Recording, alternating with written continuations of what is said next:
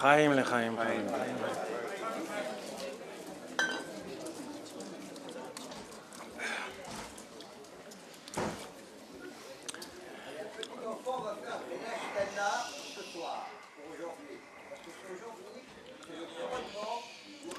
La première chose qu'on doit faire, Chevre, la première chose qu'on doit faire, c'est dire les Chaim pour que Rav Moulet ait une parfaite santé. Malheureusement, on n'a pas mérité qu'il soit là avec nous aujourd'hui. Et donc, il faut que chacun d'entre nous sache qu'il a quelque chose à prendre sur lui, il a quelque chose à faire, il a quelque chose à rajouter pour que chaque Farbrengen Rav Moulet soit avec nous en bonne santé. Un jour, il y avait en Eretz Israël, il y avait une shlucha qui était malade. Et elle a eu besoin de sang. Elle a eu besoin d'une transfusion. Alors le rabbi a demandé que le sang qui lui soit donné par les femmes qu'elle avait rapprochées, par les Mekoravot. Ça veut dire que comment un shliach il peut être en bonne santé, c'est par les bonnes décisions de tous ceux qui ont été rapprochés, de tous ceux qui ont tiré bénéfice de ces enseignements. Et donc, chacun d'entre nous dise avant tout les Chaim que Rav Moulet sont en bonne santé et qu'on ait le mérite de l'avoir chaque fois avec nous les Chaim.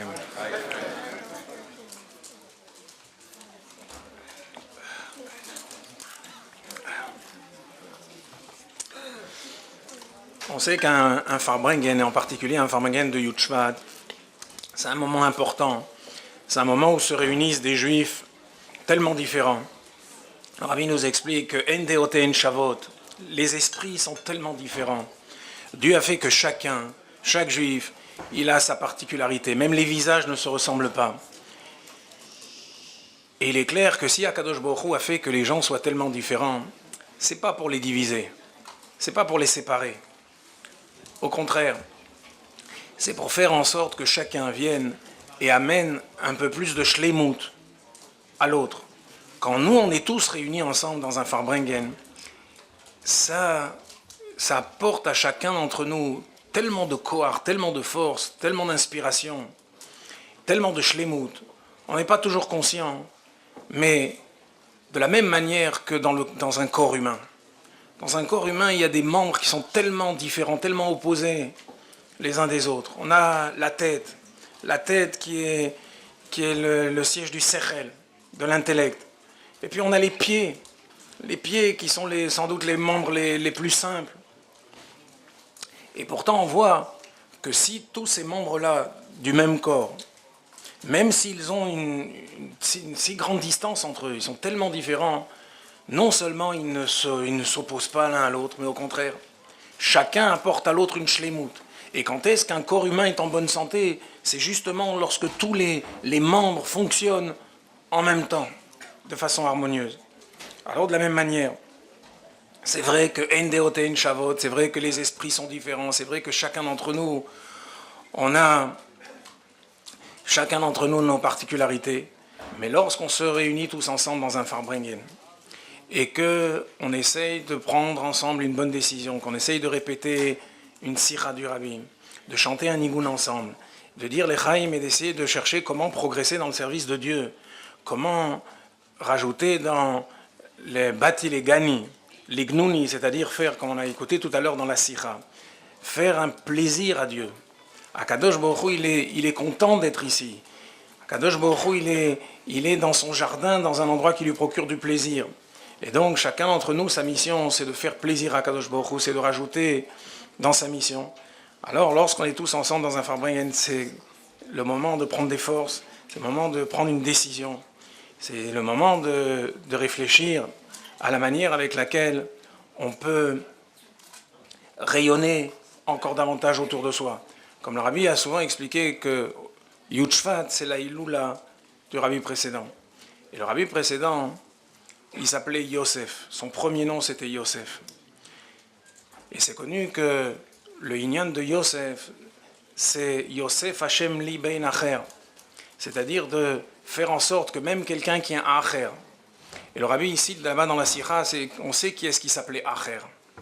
Acher, c'était quelqu'un, Dieu nous en préserve, qui était tellement loin du judaïsme qu'il y a une bat-kol qui est sortie dans le ciel et qui a dit « Shuvu banim shovavim » revenez, vous enfants shovavim, un peu sauvages. Chutz, mais acher, sauf acher, lui il ne peut pas faire tchouva. Alors le Rabbi dit, pourtant Rabbi Meir, il a fait tout son possible pour lui aussi le faire tchouva. Alors le Rabbi a dit, il y a beau y avoir une bat-kol, et une bat-kol qui vient du ciel, et qui nous dit qu'un acher, il reste un acher. Eh bien viens ici, la Torah nous dit non. Yosef Hashem li ben acher. Le Rabbi précédent, le Rabbi,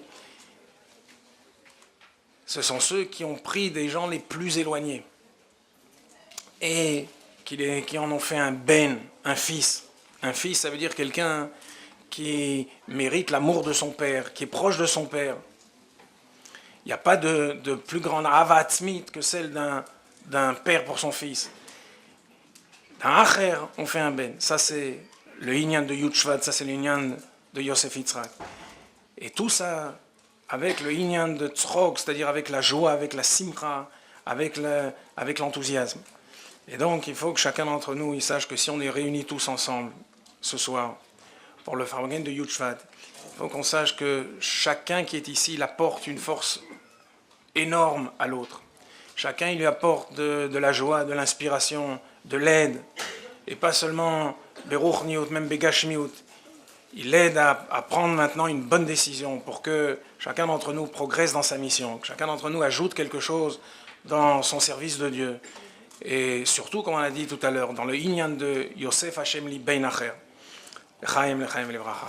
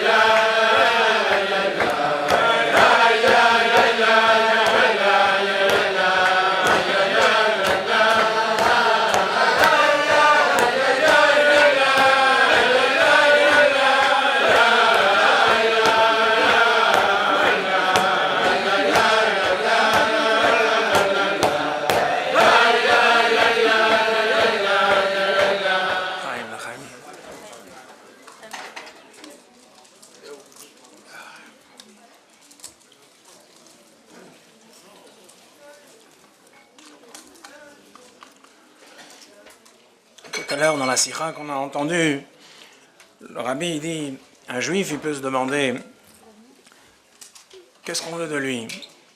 Comment est-ce que lui il peut avoir la force de faire pour Dieu une demeure dans ce monde-là? Dire Abatartoni, mais en plus dans une façon de Tanoug, dans une façon où Dieu il va avoir du plaisir de lui. Lui, il voit déjà comment le monde il est dans quel matzav, il voit l'obscurité dans laquelle il vit, il voit toutes les épreuves qu'on est en train de subir maintenant. Et il connaît lui-même sa situation personnelle, il sait dans quel état il se trouve. Et donc on vient, on lui demande, on lui dit, tu sais, tu dois faire une demeure pour Akadosh Baruch Hu, une demeure dans laquelle il va se sentir bien, dans laquelle il va se révéler avec tout son atzmut, avec toute son essence, un monde dans lequel il va avoir du ta'anoug, il va avoir du plaisir. Et quelqu'un qui se connaît, il se dit, moi je vais faire du plaisir à Kadosh Baruch Hu, que Dieu il sera tellement fier, tellement content d'être dans ce monde, qu'il aura le désir de dévoiler tout son atzmut, toute son essence. Alors le rabbi dit, ce juif-là qui se pose ces questions, il doit savoir qu'on ne lui demande pas de faire quelque chose de nouveau. On lui demande de faire quelque chose en réalité qui existait avant. On lui demande simplement de rétablir ce qui était avant. Bati legani lignuni, le rabbi dit. C'est-à-dire l'endroit, les makom, chez Ikari Ayabitrila. C'est-à-dire l'endroit dans lequel je me trouvais déjà au préalable. L'endroit où j'ai toujours été en vérité. Et ce qu'on te demande, c'est de ramener la shrina là où elle était avant. On ne te demande pas de faire quelque chose de nouveau. On te demande de rétablir ce qui a toujours été. Et donc, lorsqu'un juif, il sait quand on ne lui demande pas quelque chose de nouveau, on lui demande de faire quelque chose qui est tout à fait normal, à ce moment-là, il accepte de faire sa mission besimcha, il accepte de faire sa mission comme il faut. Et le Rebbe nous a dit tout à l'heure que bati les gani. Qu'est-ce que ça veut dire bati? Akadosh Baruch Hu, il te dit, mais je suis déjà là, je suis déjà venu avant toi. Ça veut dire que tu as les forces, tu as toutes les korotes pour faire ce qu'on te demande.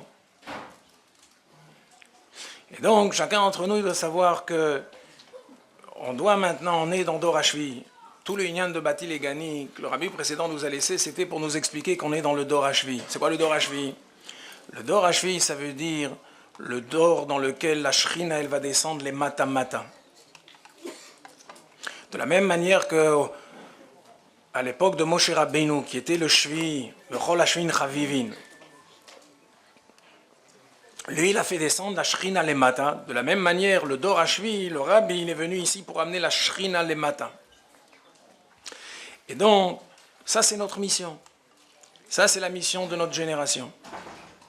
Et cette mission, on a la force de le faire, parce qu'on nous a donné toutes les forces pour ça, toutes les kochot. Et la seule chose qu'on doit faire, c'est prendre la décision que cette mission, elle est accessible. On peut la faire. Cette mission, c'est celle qui consiste à amener de la lumière même dans les endroits les plus reculés. Le Rabbi nous explique que dans Bashgacha Pratit, dans la parashat Beshalach, on parle de Amalek. Amalek, c'est quelqu'un qui a une chutzpah, on sait quelle est la grandeur de la chutzpah d'Amalek. Amalek, c'est un voyou.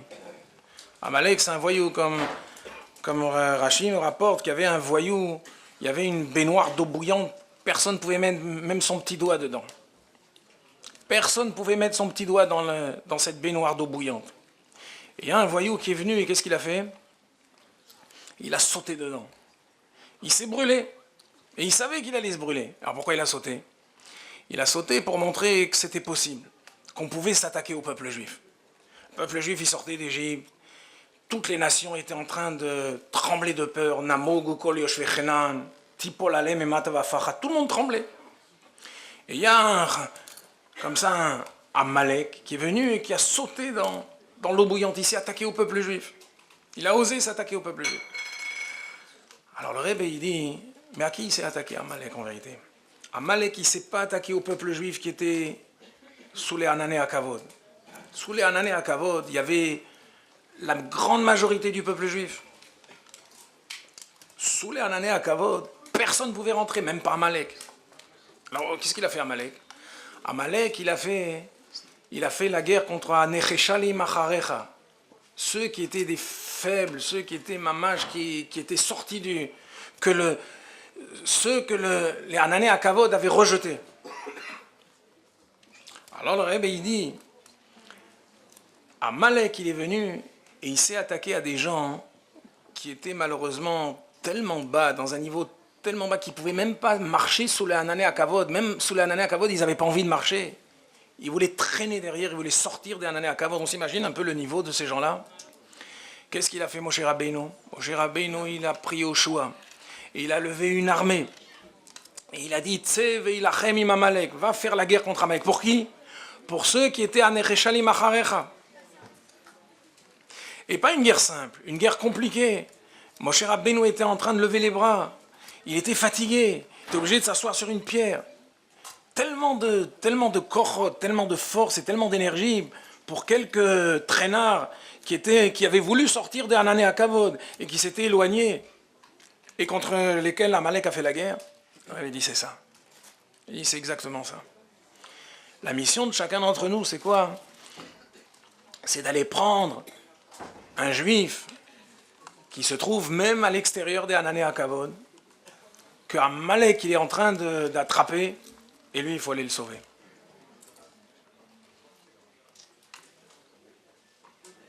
Le Rebbe il explique que ça c'est tout le inyan de Veikita Batsur. Les Juifs ils sont venus et ils ont dit il n'y a pas d'eau. Il n'y a pas d'eau, on n'a pas d'eau. Et ils se sont révoltés contre Moshe Rabbeinu. Moshe Rabbeinu a dit Od me'at uskaluni, encore un peu ils vont me lapider. C'est-à-dire ces Juifs-là, hein, ce n'étaient pas des Juifs qui étaient simples, c'est des Juifs qui voulaient lapider Moshe Rabbeinu.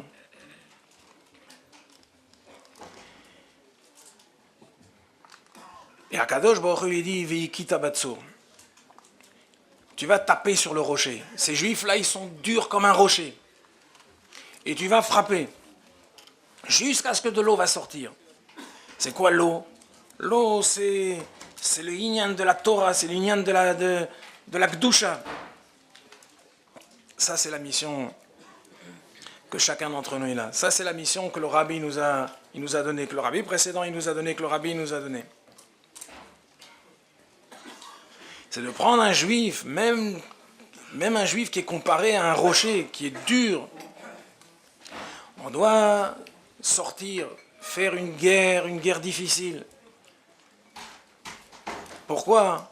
Pour faire en sorte qu'en fin de compte, il y a de l'eau qui va sortir de lui, il y a un peu de Gdusha qui va sortir de lui. Et ça, c'est le inyan de Yud Shvat. Le inyan de Yud Shvat, c'est quoi? C'est de faire en sorte que chacun d'entre nous, il sache qu'on est dans Dor HaShvi, on est dans la 7e génération, que Mashiach, il va venir bientôt. Le Rebbe nous l'a promis. Le Rebbe, il a dit qu'on est dans la dernière génération du Galout et on est dans la première génération de la Géoula. Mashiach, il va venir bien plus vite qu'on se l'imagine. La seule chose qu'on a à faire, c'est prendre la décision, que chacun d'entre nous, il sache que c'est un ner léaïr. Un chassid, c'est un lampadaire. Un chassid, c'est quelqu'un qui doit éclairer autour de lui. Comment il peut éclairer autour de lui? Il peut éclairer autour de lui lorsque d'abord il ne sort pas de chez lui sans avoir une sidra de la semaine dans la poche, sans avoir une paire de tefilines dans son sac, sans avoir un mot à dire. Il va rencontrer un juif, il faut qu'il sache quoi lui dire. Un mot chaleureux, un mot qui va le rapprocher du judaïsme, un mot qui va lui donner l'envie d'aller à la synagogue, d'aller étudier un mot de Torah. Ça, c'est la mission de chacun d'entre nous. Et lorsque on est dans un Farbrengen de Yud Shvat, je me rappelle, c'était en 1969, Rav Moul est le premier Farbrengen qu'il a fait dans une grande soirée qu'il organisait, c'était à l'Hôtel Moderne. C'était Yud Shvat. Yud Shvat, à la place de la République. Et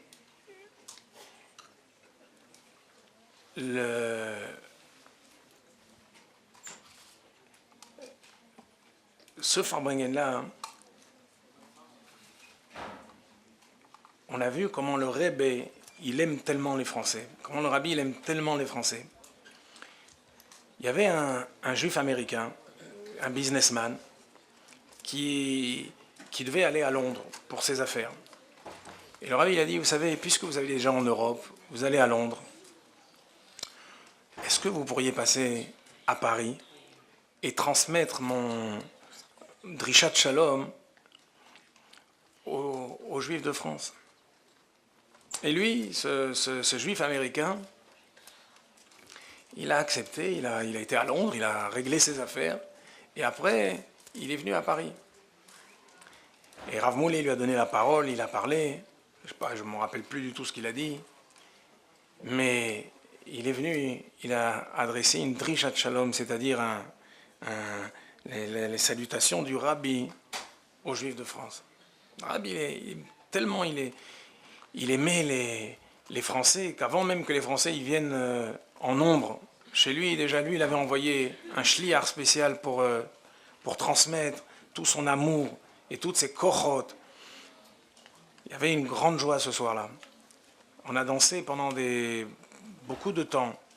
Et on a senti à ce moment-là comment le Rebbe, il aime tellement chacun d'entre nous.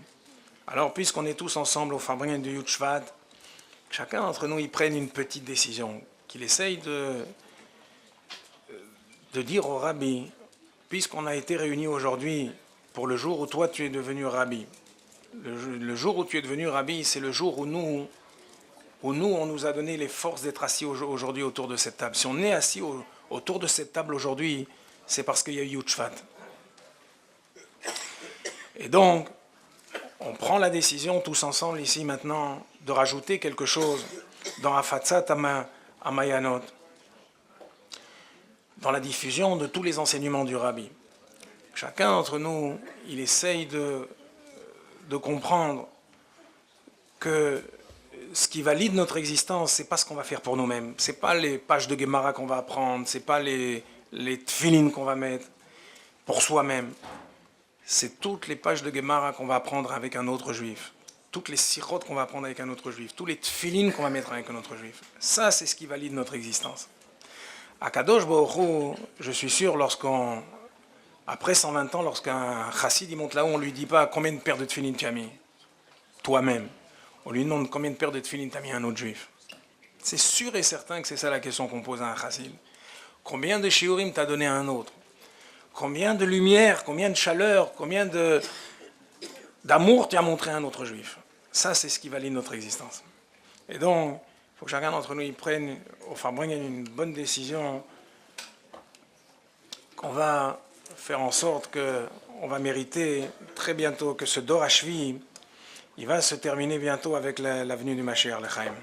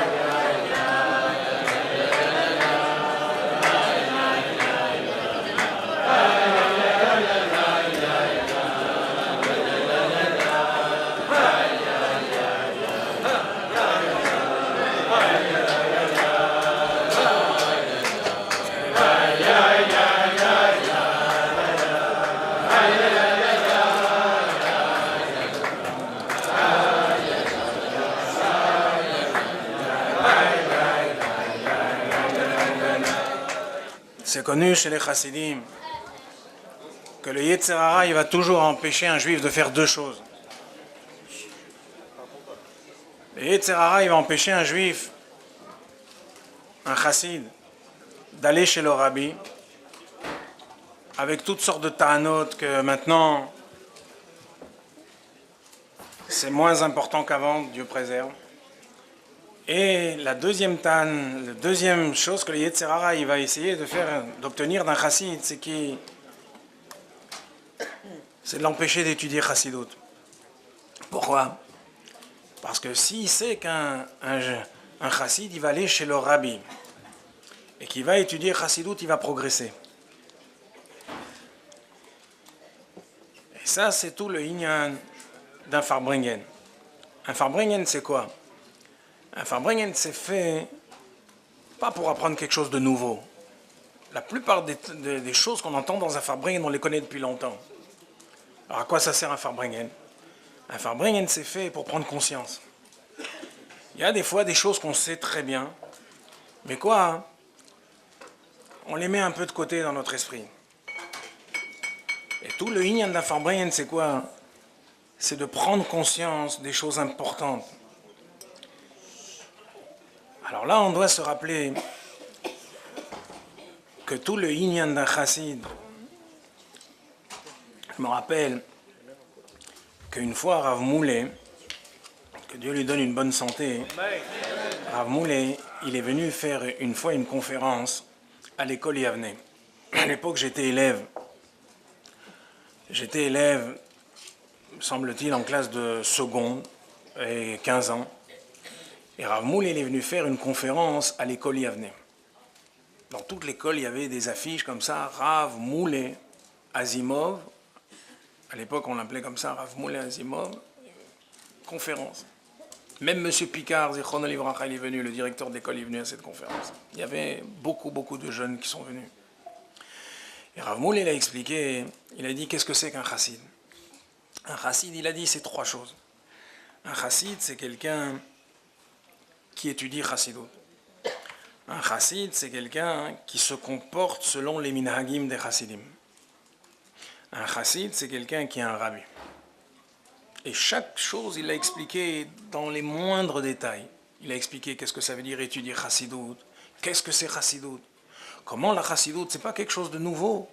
La chassidut, elle est venue simplement dévoiler toute la chayut, toute la vitalité, toute la chaleur, toute la profondeur qu'il y a dans chaque partie de la Torah. Après, il a expliqué qu'un chassid, c'est quelqu'un qui se comporte selon les minhagim des chassidim. Un chassid, c'est quelqu'un qui est besimcha. Un chassid, c'est quelqu'un qui a avat Israël. Un chassid, c'est quelqu'un qui a mesirut nefesh. Un chassid, c'est quelqu'un qui voit toujours le positif qu'il y a chez un juif. Il ne voit pas le négatif, il voit le positif. Après, il a longuement parlé qu'un chassid, c'est quelqu'un qui est un rabbi. Il a expliqué qu'est-ce que ça veut dire, pourquoi c'est important d'avoir un rabbi. Un rabbi, c'est pas en plus, c'est pas un luxe, c'est pas quelque chose que... être attaché à un rabbi, c'est essentiel. Quelqu'un qui n'est pas attaché à un rabbi, c'est quelqu'un qui n'est pas attaché à Dieu, tout simplement. Pourquoi? Pourquoi soudain, quelqu'un qui n'est pas attaché à un tzaddik, il n'est pas attaché à Dieu? Il a dit, c'est très simple. C'est marqué clairement dans la Torah, c'est marqué Uldov Kabo, c'est marqué attache-toi à Dieu, à lui. C'est marqué Adbek Atzmar Vetalmidei Chachamim, il faut s'attacher aux tzaddikim. Quelqu'un qui n'est pas attaché à un tzaddik, il n'est pas attaché à Dieu, qui ne nous raconte pas des histoires.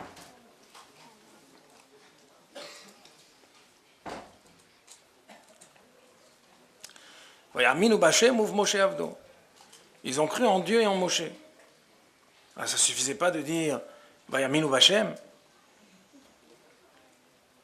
Le Zohar a dit s'ils n'avaient pas cru en Moshe, ils n'auraient pas cru en Dieu. Quelqu'un qui n'est pas attaché à un tzaddik, qui ne croit pas en Dieu. Il croit en quelque chose, mais je ne sais pas s'il croit en Dieu. Pourquoi? Parce que seuls les tzaddikim peuvent nous attacher à Dieu. Croit, pas dire qu'il ne croit pas, mais il ne croit pas comme il faut. Et donc, Rav Moulay, il a expliqué ce inyan-là. Il a expliqué que comment on peut s'attacher à Dieu, c'est quand on est attaché à un rabbi.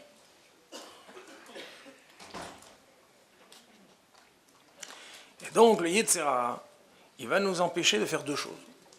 D'aller chez le rabbi, et il va nous empêcher d'étudier chassidut.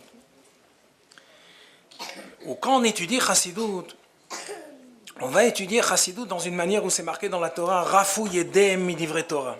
Amalek, quand est-ce qu'il est venu? Il est venu parce que Rafou Yedem Midivre Torah. C'est pas marqué qu'ils n'ont pas étudié la Torah. Ils ont étudié la Torah. Ils ont étudié. Mais Rafou Yedem, ils ont étudié avec les mains qui tombaient comme ça. Ça veut dire de façon superficielle, avec une certaine froideur, sans essayer d'avoir de la chaleur, de l'enthousiasme, de la vie dans ça. Non, on a étudié. C'est ça que, lorsqu'on est tous ensemble dans un Farbringen, bien sûr qu'on sait toutes ces choses-là, mais on doit essayer de prendre conscience de tout ça. On doit prendre conscience que étudier Chassidut, c'est quelque chose qui est notre vie. C'est Or Vechayut Nafshenu. C'est-à-dire, si on n'étudie pas, on s'éteint petit à petit. On commence soudain à devenir glacé, on commence à devenir froid. Soudain, quand on étudie Chassidut, toute la neshama, toute la personne, elle commence à devenir vivante. Et à ce moment-là, toutes les valeurs, elles deviennent éclairées. Il comprend soudain qu'est-ce que ça veut dire Avat Israël, il comprend ce que ça veut dire Avat Hashem, il comprend ce que ça veut dire faire une mitzvah. Pourquoi? Parce que Chassidut, elle est venue, elle lui a amené plein de lumière, plein de chaleur, plein de vérité. Et c'est ça, c'est vrai. Un Farbringen, c'est pas pour entendre des choses nouvelles. Tout ce qu'on dit dans un Farbringen, quelqu'un il a déjà entendu une fois, 10 fois, 100 fois. Pourquoi on se réunit tous ensemble? C'est pour prendre conscience. Pour prendre conscience que nous, on n'a plus une minute à perdre. On est maintenant dans le Dor Hashvi. Le Dor Hashvi, c'est un Dor où le Rebbe, il dit là-bas dans le Mamar, dans Batil et Gani, il parle là-bas du Nyan de Tzivot Hashem. Un soldat. Un soldat, c'est quoi un soldat? Un soldat, c'est quelqu'un qui est prêt. Il est disposé, il est mouchan, il est tout prêt. On peut lui donner n'importe quelle mission, on peut lui donner n'importe quel ordre, il est là. Et le Rebbe, il dit un autre pshat dans Tzava. Il dit, c'est quoi Tzava? Tzava, ça veut dire l'armée. Il dit, Tzava, ça veut dire le Zman. Allo Tzava le Enosh. Est-ce que l'homme n'a pas un temps fixé dans ce monde? Tzava, ça veut dire un temps. Ça veut dire que chaque minute, chaque seconde, elle est précieuse. Il n'y a pas de temps à perdre. Et un Farbringen, il est là pour nous faire prendre conscience qu'on n'a pas le droit de perdre du temps. On doit essayer d'apprendre Chassidut le plus possible. Toutes les occasions qui nous sont données, il faut qu'on apprenne Chassidut. Chaque fois qu'on a l'occasion de rendre service à un juif, il faut qu'on rende service à un juif. Chaque minute est importante. Et donc, chacun d'entre nous, il dit l'Echaim, un petit peu. Chacun d'entre nous, il verse un peu de l'Echaim et qui demande à Dieu, qui demande au Rabbi qui est parmi nous maintenant, qui lui dit, donne-nous la force d'utiliser chaque minute qui nous est donnée. Que chaque minute qu'on a, on va la consacrer, on va l'utiliser pour faire quelque chose d'utile à notre peuple. Qu'on puisse faire comme Rav Moulay a dit. C'est quoi un chassid? C'est quelqu'un qui étudie Chassidut, c'est quelqu'un qui se comporte selon les minhagim des chassidim, et c'est quelqu'un qui a un rabbi. L'chaim, l'chaim.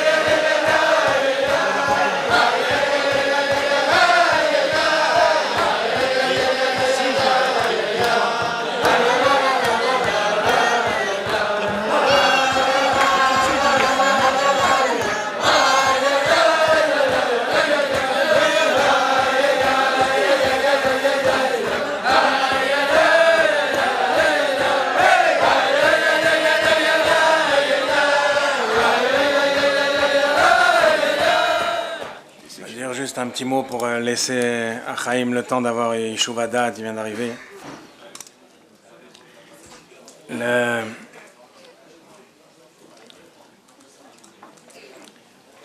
Rebbe, quand il a pris la Nissiout, le premier Farbringen qu'il a fait, Yutshvat Tafshin Yudalef, il a dit « Je ne deviens pas un rabbi polonais, je deviens un rabbi Chabad ». C'est quoi Chabad? Chabad, ça veut dire qu'on demande à chacun de faire un effort. Le rabbi a dit « Je vais aider ». Mais chacun doit savoir qu'il doit faire un effort. Chassidut Chabad, elle est basée sur la notion de l'effort. Une fois, il y avait un mashpia, Chabad, qui a dit, un chassid, il voudrait être bien, il voudrait pouvoir prier Barichut, il voudrait vraiment connaître Chassidut comme il faut. Il voudrait être un vrai chassid. Mais quoi? Il ne veut pas se fatiguer. Ça veut dire que tout le inyan, c'est l'inyan de l'effort. Le rabbi nous a montré cet exemple de ce que c'est que l'effort. Vous savez que le rabbi, il a refusé pendant 1 an d'être rabbi. Il ne voulait pas. Par modestie. Il y avait une fois un chassid qui est venu et qui a donné un pidyon au rabbi. Dans l'année du rabbi précédent, il a donné un pidyon. Et le rabbi lui a dit, mais va au Ohel, pose, pourquoi tu me demandes à moi? Va prier directement sur la tombe du rabbi précédent. Alors le chassid, il était intelligent, le chassid. Vous savez ce qu'il a répondu au rabbi? Il a dit, maintenant je comprends pourquoi quand Moshe Rabbeinu il a été enterré, lo yada ish et kvurato.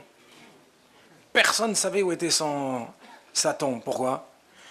Parce que sinon Yoshua il n'aurait jamais pu prendre la suite. Quelqu'un serait venu lui donner un pidyon, il lui aurait dit va sur la tombe de Moshe Rabbeinu. Pour ça, lo yada ish et kvurato. Personne ne savait où il était enterré Moshe Rabbeinu. Quand le rabbi a entendu ça, il a pris le pidyon. Mais en vérité, qui est-ce qui a fait en sorte que le rabbi accepte la Nissiout? C'était la Revetzen. La Revetzen a dit, comment? Tout le travail de mon père, il va s'arrêter. Tout ce que mon père, toutes les Messirut Nefesh qu'il a fait, maintenant ça va s'arrêter. Quand le rabbi a entendu ça immédiatement, il a accepté de prendre sur lui cette charge immense, pas seulement de diriger les Chassidim Chabad, mais le peuple juif tout entier.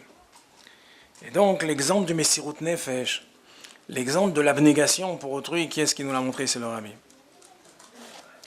Alors, de la même manière, Yutshvat, c'est un moment où chacun d'entre nous, il doit savoir que il doit se poser la question, est-ce que je fais un effort? Est-ce que l'effort que je suis en train de faire pour étudier Chassidut, pour faire ce que le rabbi demande de moi, pour rayonner autour de moi, est-ce que l'effort il est suffisant? Est-ce que je ne peux pas essayer de faire un peu plus, de rajouter dans l'étude, de rajouter dans les miftsaïm? Ça, c'est la réflexion qu'on doit avoir aujourd'hui, Yutshvat. Moulay, il a dit, je me souviens, il y avait une fois un Farbringen, c'était à Serre Chevalier, pendant le séminaire. Pas Serre Chevalier de ces années-là qu'on vient maintenant de passer, mais les années d'avant. Ouais. Il y a une petite quinzaine d'années. Bon, il y avait un anniversaire de quelqu'un, c'était à l'hôtel Ladré. Et Rav Moulay, il a fait un Farbringen, il a expliqué, pendant ce Farbringen, il a dit, c'est quoi Ruchniut? C'est quoi le spirituel? Il a dit, le spirituel, c'est pas comme le matériel. Le matériel, ça se quantifie, ça se mesure. Tu prends 1 kilo de pommes de terre et tu le pèses et tu sais combien il y en a. Ça, c'est le matériel. Il dit, le spirituel, ça ne se quantifie pas. Beriga chada ou beshaat achada. Un juif, en un instant, il peut basculer. En un instant. Il ne faut pas attendre longtemps. En 1 minute, il peut basculer. Et comprendre et prendre conscience que sa vie, jusqu'à présent, elle aurait pu être mieux. Ruchniut, ça ne se mesure pas. Quelqu'un, il peut passer d'un extrême à l'autre. Il peut être un Racha Gamour, il peut devenir un Tzadik Gamour, Beshat Achada ou Berigachada, en un instant. Comment est-ce possible? Ça, c'est le spirituel. Alors, de la même manière, lorsqu'on est dans un Farbringen, on sait qu'on est dans un moment Rouhani. On est dans un moment spirituel où on a la force de toutes les Neshamot qui sont réunies ici ensemble. Et on a le Rebbe qui est avec nous. Et en une seconde, en un instant, on prend une bonne décision. On dit maintenant, à partir de maintenant, il faut que je sache que je suis dans Dor Hashvi. Et ma mission, c'est quoi? C'est bâtir les gagner. C'est faire en sorte qu'Akadosh Baruch Hu, il revienne de là où il est parti. Pourquoi on a chassé Dieu? Pourquoi on a sorti Akadosh Baruch Hu de l'endroit où il était? Il faut qu'Akadosh Baruch Hu revienne ici. Et quand il va revenir ici, ça veut dire que Mashiach, il sera là. De quoi ça dépend? Ça dépend d'une décision qu'on va prendre.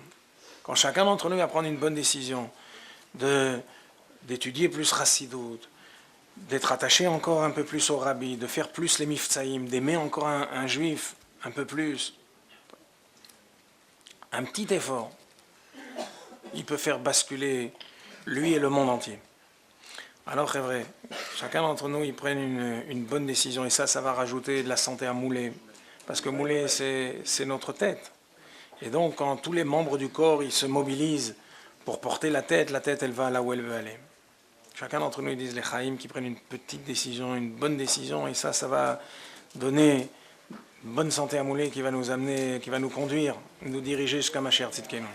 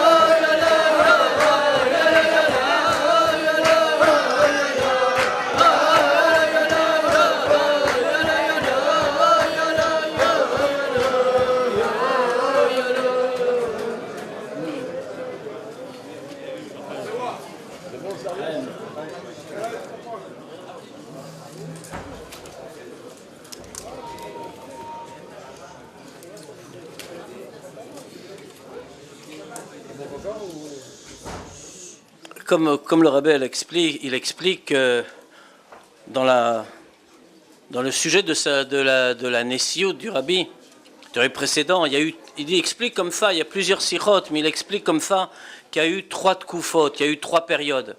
Il y a eu les périodes où il était en Russie, la période où il a été renvoyé de Russie. Et puis à cette période, il y a la période où il a commencé à travailler, ça veut dire de 1940 à 1950.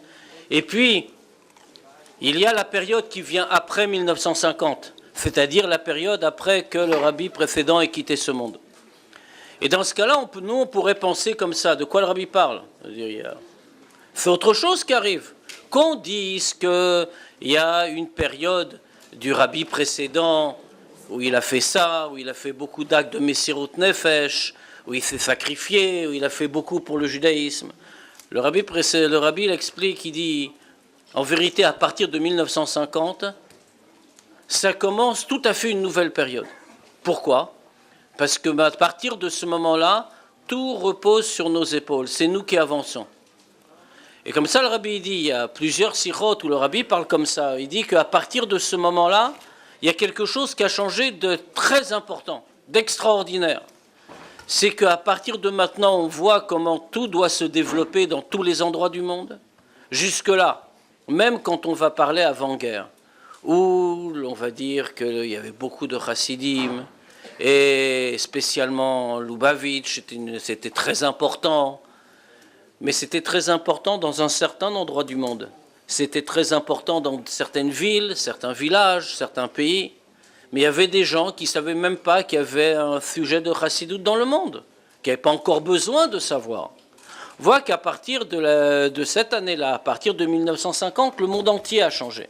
On voit qu'à partir de ce moment-là, non seulement Chassidoute n'est pas resté dans un endroit spécial du monde, non seulement ce n'est pas resté dans un certain pays ou dans certaines villes ou pour certaines communautés, mais ça s'est répandu dans tous les pays du monde. Et pas seulement dans tous les pays du monde, mais c'est chez toutes les sortes de juifs qui peuvent exister. Chez les juifs religieux, bien sûr, mais même chez des juifs que normalement, 2 générations avant, on aurait dit qu'ils ne peuvent même pas rentrer en contact avec Chassidoute, parce que Chassidoute, c'est une chose profonde. Il faut déjà connaître beaucoup de Torah, il faut déjà apprendre beaucoup par ailleurs, il faut déjà pratiquer les mitzvot de la manière la meilleure avant de pouvoir approcher Chassidoute. À partir de ces années-là, on a vu que tout a changé. Non seulement tout a changé, mais tout a été ouvert. Comme c'est connu l'exemple que le rabbi donne dans le Mahamar Batilegani, que quand ça arrive les dernières étapes avant la fin de la guerre, alors qu'est-ce que fait le roi? Il dilapide les trésors amassés par ses ancêtres. Que dans le palais du roi, il y a une chambre au trésor. Dans cette chambre au trésor est fermée à clé, scellée, à tel point que non seulement personne n'a le droit d'utiliser les trésors, mais même personne n'a le droit d'entrer dans cette pièce-là. Mais le roi est en guerre. Il a envoyé à la guerre tous ses soldats. Et la guerre a été très longue. Et elle a duré des années, des années, des années. Et toutes les périodes que le rabbi dit dans la Sikha par ailleurs. Et puis quand ça arrive, la toute dernière période, au moment où on a presque gagné la guerre, on sait qu'il faut juste un petit effort. Alors le roi, il n'hésite plus.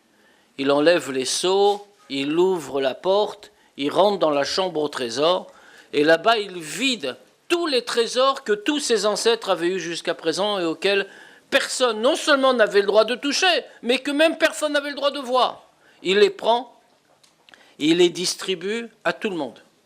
Et le rabbi, là-bas, il dit dans le Mahamar, il dit, c'est pas seulement qu'il les distribue, on va dire peut-être, on aurait pu penser comme ça, que si déjà il donne des si grands trésors, alors il va les donner aux officiers, il va les donner aux gens importants, grands seigneurs, je sais pas quoi, chef d'état-major. C'est pas ça qu'on nous dit. Le rabbi dit à qui le roi donne les trésors? Aux soldats. Ceux qui sont en train de mener le combat sur le front. À ceux-là, c'est à ceux-là que le roi donne les trésors parce que c'est eux qui concrètement vont remporter la victoire. C'est la même chose. C'est ça qu'autrement le rabbi dit dans la Sikha, c'est que maintenant, à partir de 1950, on est rentré dans une période qui n'avait rien à voir. Et ça ne veut pas dire qu'on a abandonné en arrière.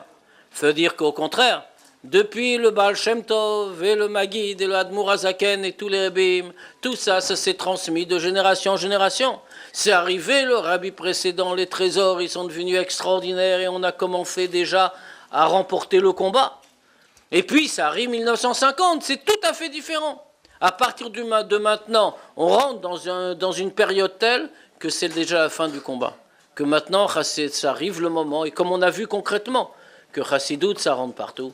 Et pas seulement ça rentre partout, mais comme le rabbi a souligné plusieurs fois, comme ça aussi c'est connu, que qu'est-ce qui s'est passé? On voit qu'il y a quelque chose qui est arrivé, que on ne mesure pas quel grand miracle c'est, que jusqu'à présent, quelqu'un voulait apprendre Chassidoute. Il devait au moins savoir l'hébreu. Il ne comprend pas l'hébreu. Il n'a pas un minimum de connaissances avant. Il prend une sikha, il prend un mahama, il ne va rien comprendre. Comme c'est connu l'histoire qu'il y avait un jour un juif très simple qui rentrait, un cocher, qui est rentré chez le Admour Hazaken. Et le Admour Hazaken était en train de faire un farbringen. Et les farbringen du Admour Hazaken étaient en train de dire un mahama. Les mahamarim du Admour Hazaken, ils étaient très difficiles. Lui, c'était un juif très simple, n'avait jamais étudié Chassidoute. Et alors, ce juif-là, il a entendu juste un mot du Mahamar. Il n'a rien compris. Pas qu'il ne comprenait pas l'hébreu, ne comprenait pas le yiddish. C'était des régions où tout le monde parlait yiddish. Il comprenait l'hébreu comme chacun qui faisait la tfila à l'époque. Mais il a rien compris, il a attrapé un mot. L'Admour Hazaken, il a dit qu'il a parlé dans ce Mahamar d'une Neshama dans Hatzilut, dans le monde spirituel de Hatzilut, le plus haut des mondes spirituels. Alors le Hatzilut, avec l'accent ashkénaze, ça se dit Hatzeles. Et alors cet homme-là, il a rien compris. Il entend que le Admour Hazaken dit une Neshama dans Hatzeles. Et lui, il ne savait pas ce que c'était Hatzeles. Alors qu'est-ce qu'il a compris? Il a compris un mot proche en yiddish, Fatzeles. Il a dit un mouchoir, un foulard. Il a entendu une Neshama dans un foulard. Et alors, ça l'a tellement touché qu'il est devenu un chassid. Alors pourquoi ça l'a touché? Ça, c'est une histoire avec l'Admour Hazaken. Mais ça l'a tellement touché qu'il est devenu un chassid. Mais qu'est-ce que ça veut dire? Quand avant 1950, on a voulu prendre un Mahamar ou une Sira, alors soit on a eu un miracle du Admour Hazaken ou du Rabbi de la génération, et à ce moment-là on est devenu un chassid, soit on ne pouvait rien faire. À partir de 1950, ça arrive une chose qui est tout à fait nouvelle et qui est extraordinaire. C'est que n'importe qui, il peut venir et prendre un Mahamar du Rabbi ou une Sira du Rabbi en français. Et il prend le Mahamar ou la Sira en français, et il peut étudier Chassidout en français. Et qu'on ne peut pas imaginer qu'est-ce que ça représente comme changement dans le monde entier, dans le monde matériel et dans tous les mondes spirituels. Que c'est connu que chaque langue, elle a son roi à elle. Chaque langue, elle a son esprit, elle a sa manière d'être. C'est pas une langue, ça veut dire, c'est pas n'importe toutes les langues se valent, de toute façon, c'est une manière de parler, pas du tout. Chaque langue, elle a son sujet, son esprit à elle. Et comme c'est connu à tel point, c'est vrai, que c'est connu que le Admour, autant du Admour Hazaken, comme le Rabbi le rapporte, autant du Admour Hazaken, l'Admour Hazaken, il ne voulait même pas tenir un texte écrit en français. Comprenez, il parlait très bien français. Mais il ne voulait même pas tenir dans la main un texte écrit en français. Parce que c'est une langue qui est une langue opposée à Dieu. Et une langue très matérialiste. Maintenant, on voit quoi? Qu'à partir du moment où il y a eu la nouvelle période, à partir de 1950, qu'est-ce qu'on voit? C'est pas ça qui s'est passé. Le français, il est resté le français. La France, elle est restée la France. On n'a pas dit que ça a changé. C'était plus que ça. C'est que ça a été tellement transformé que non seulement c'est une langue qui peut arrêter d'être matérielle, mais c'est une langue avec quoi on peut désigner des choses spirituelles qu'on n'avait jamais désignées jusqu'à présent. Et c'est pour ça que ce moment-là de Yud Shvat, que ça nous a fait rentrer dans cette nouvelle période, ça concerne chacun. C'est pas juste qu'on est en train, personne n'a pensé une chose pareille, mais c'est pas juste qu'on est en train de fêter ou de célébrer ou de commémorer, comme on voudra dire, une date ancienne. On est en train de vivre un moment de vie, un moment qui donne la vie à chacun, parce que c'est dans ce moment qu'on est rentré dans cette période où on peut prendre toutes les choses de Chassidout les plus profondes et être complètement uni avec elles. Et c'est pour ça, comme a répété Binyamin à l'instant, c'est pour ça qu'on voit que le Rabbi l'a dit tout de suite. Il a dit, moi je prends pas, je fais pas moi. C'est pas moi qui vais tout faire. Oui, je vais aider. Mais c'est vous qui allez faire. Parce que maintenant tout est ouvert. La chambre au trésor, elle est ouverte. Et toutes les armes, elles sont données. Et maintenant, il suffit juste de terminer le combat. Et donc, comme ça, avec ça, on va terminer vite le combat. Et on va passer à un nouveau degré de Yud Shvat, Bezrat Hashem, que le Rebbe va être à notre tête dans le 3e Beth Amikdash. Amen.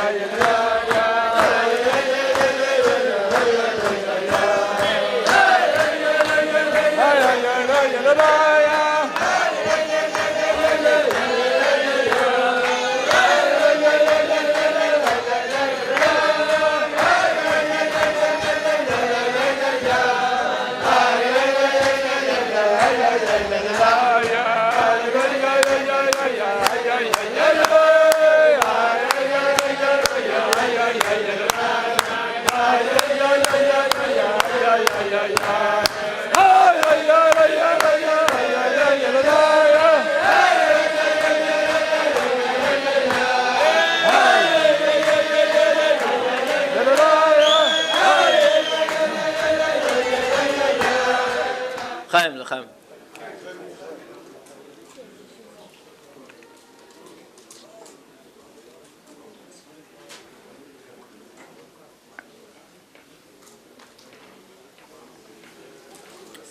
Tout le sujet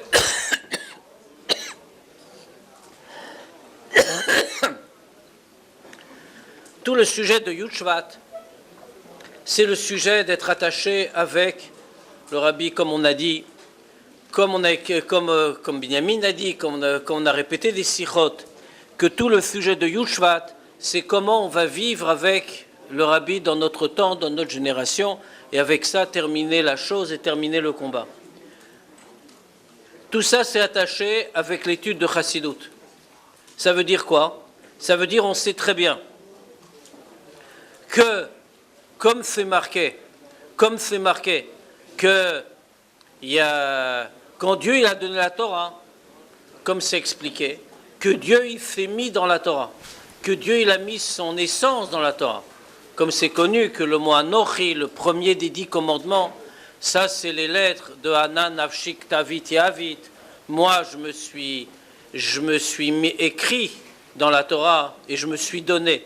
Ça veut dire quand on étudie la Torah, alors dans ce cas-là, on est en train de s'attacher avec Dieu, d'être uni avec Dieu. Et plus que ça, comme il dit le Tanya, que ça, c'est chez Ein Yichud Kamo, que ça, il n'y a pas une union, c'est Yichud Nifla, que c'est une union merveilleuse et il n'y a aucune autre union qui lui est comparable. La même façon, quand on est en train de dire que maintenant on est réunis parce que c'est Yud Shvat, parce que c'est l'anniversaire, c'est un jour important, et c'est un jour propice, et c'est un jour qui donne plein de force avec tous les pirouchim qui ont été donnés. Dans ce cas-là, ça veut dire une chose, que maintenant c'est un moment où on peut s'unir particulièrement avec le Rabbi. Ça veut dire s'unir particulièrement avec le Rabbi. Ça veut dire une chose. Ça veut dire on peut s'unir de différentes façons en vérité. Il y a une façon de s'unir avec le Rabbi, c'est de chanter un nigoun du Rabbi. Il y a une façon de s'unir avec l'action du Rabbi, c'est de s'unir, c'est d'aller voir un autre juif, de ne pas se contenter de rester chez soi et d'être un bon juif pour soi-même, mais de penser à un autre. Et il y a aussi une façon de s'attacher avec le Rabbi, c'est de s'unir avec la pensée du Rabbi, avec l'âme du Rabbi. Et qu'est-ce que c'est s'unir avec la pensée, avec l'âme du Rabbi? C'est étudier la Chassidoute que le Rabbi nous a enseignée.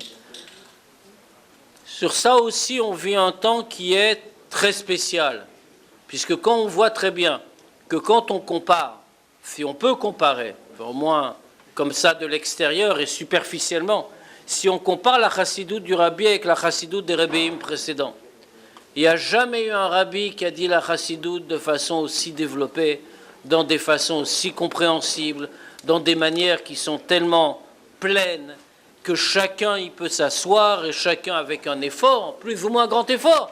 Des fois c'est plus difficile, des fois c'est moins difficile. Quelqu'un a plus appris avant, il a moins appris avant. Quelqu'un a plus de moyens intellectuels, il a moins de moyens intellectuels, ça existe aussi.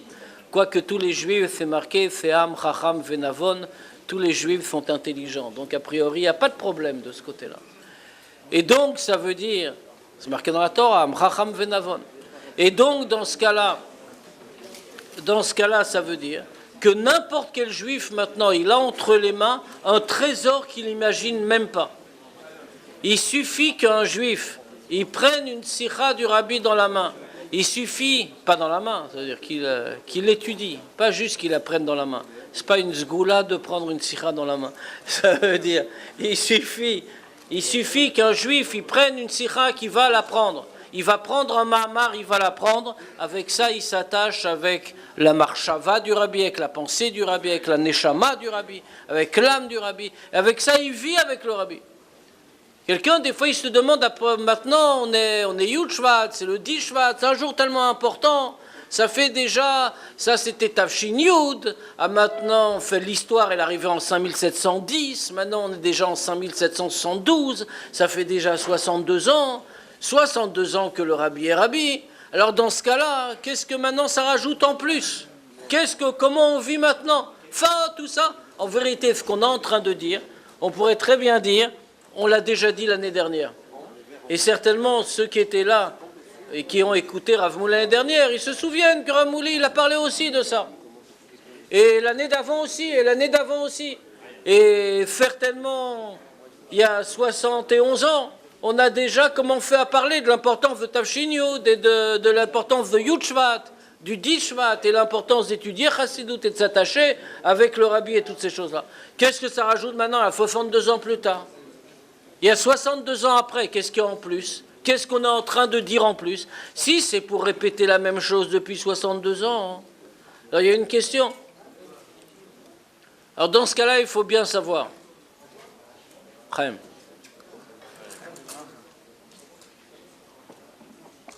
Dans ce cas-là, il faut savoir une chose. Savoir qu'en vérité, Ayamim Aelo Niskarim Venaasim, comme fait marquer dans Megillat Esther, que ces jours-là, ils sont rappelés, on va dire en bon français, ils sont commémorés, Venaasim, ils sont faits.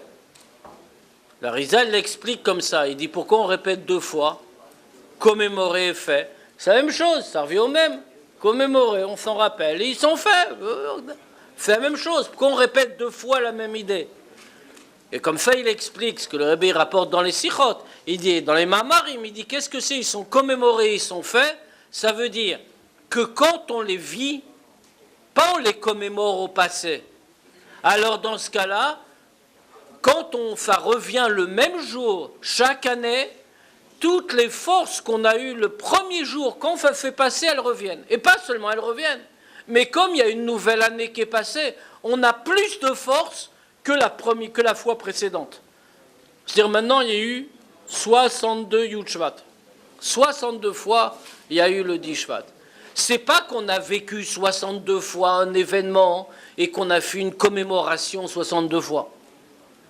C'est que maintenant, on a une force qui est soit infiniment plus grande, parce que quand ça se rajoute, c'est pas que ça se rajoute un degré, ça se rajoute un infini.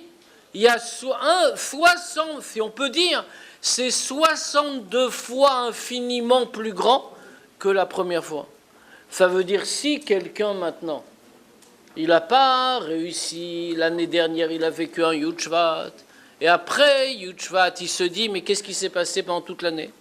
Et est-ce que j'ai appris une sira comme il faut? Est-ce que j'ai appris un mahamar du Rabbi comme il faut? Est-ce qu'avant la tfila, j'ai appris un mahamar? Est-ce que dans la semaine, est-ce que j'ai appris une sira? Est-ce qu'avant le kiddush vendredi soir, j'ai su qu'est-ce que c'est le sujet de la paracha de la semaine? Ça veut dire, est-ce que j'ai appris une sira du Rabbi sur la paracha de la semaine?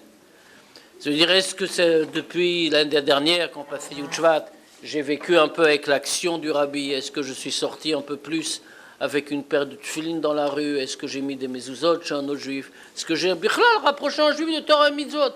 Ou même un juif qui est rapproché déjà de Torah et Mitzvot? Est-ce que je lui ai fait ce grand cadeau que je lui ai donné un mot de chassidut? Parce qu'on sait très bien que qu'est-ce que ça veut dire, le grand principe que le Rabbi a tellement souligné, c'est le principe du judaïsme. Va'avta l'erecha kamocha. Tu vas aimer ton prochain comme toi-même. Comment on souligne? Il y a marqué comme ça, kamocha, comme toi-même. Et comme on explique, c'est kamocha mamash, c'est vraiment comme toi-même. C'est-à-dire, fais pas juste une formule.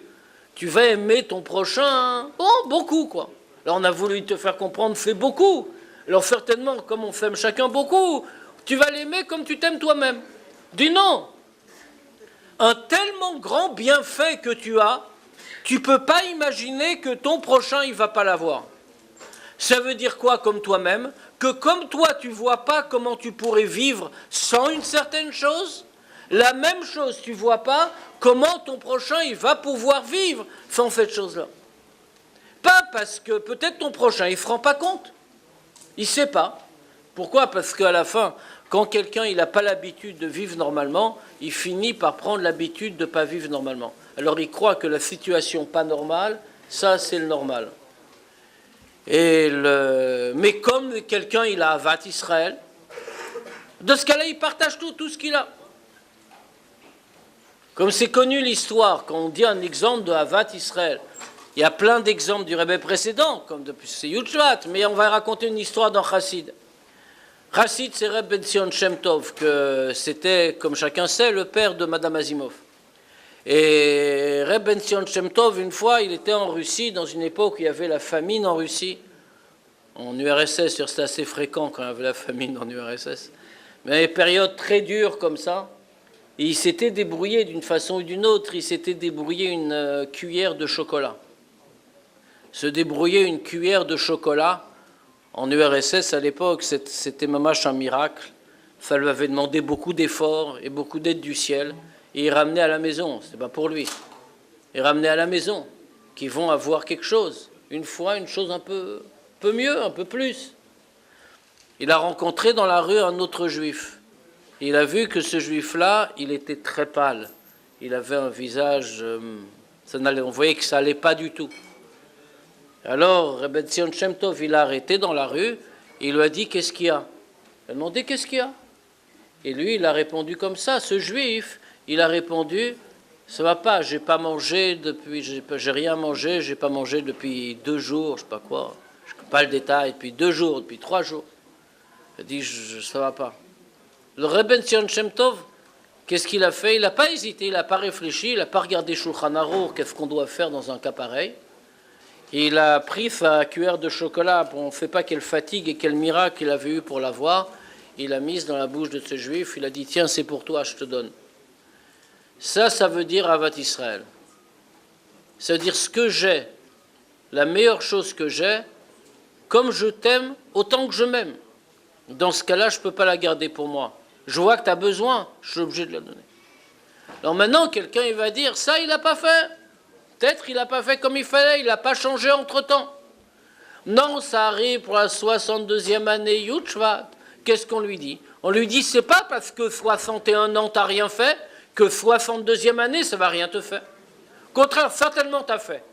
Certainement, le Rabbi a aidé, et même si toi, tu n'as pas vu, certainement, il y a quelque chose qui a changé.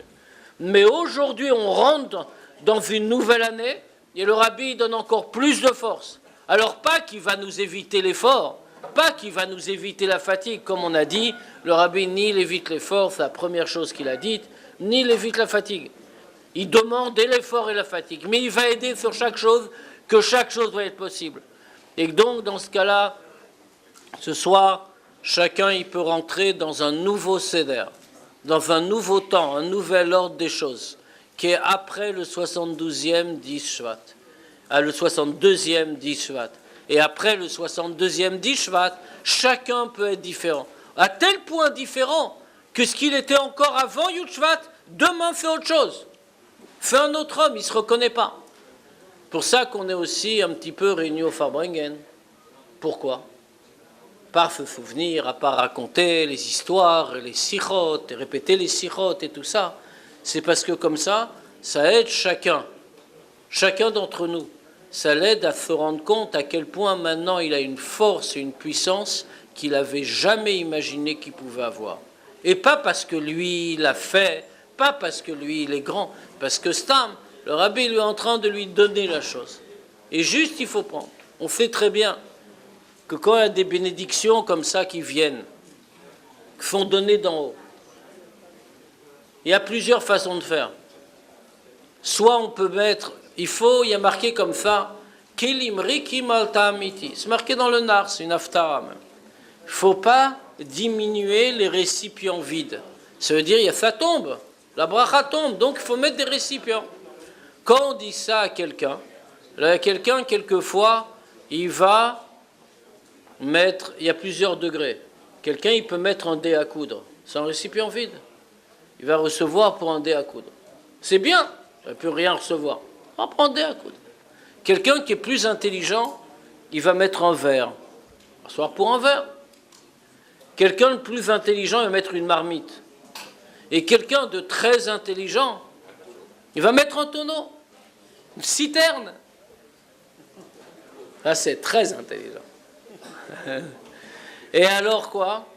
Ce soir, on peut avoir toutes les brachot. Eh bien, il est en train de nous donner toutes les forces pour avoir une année après Yud Shvat, 62e édition, qui n'a rien à voir avec la veille. Et que maintenant, on peut entièrement changer, entièrement vivre différemment, vivre chaque chose qu'on fait vivre dans la pensée, dans la parole et dans l'action avec chaque sujet du Rabbi. Et pour recevoir cette bénédiction, on peut mettre ce qu'on veut. On peut mettre un dé à coudre, on peut mettre un verre, une marmite, un tonneau, une citerne, mettre ce qu'on veut.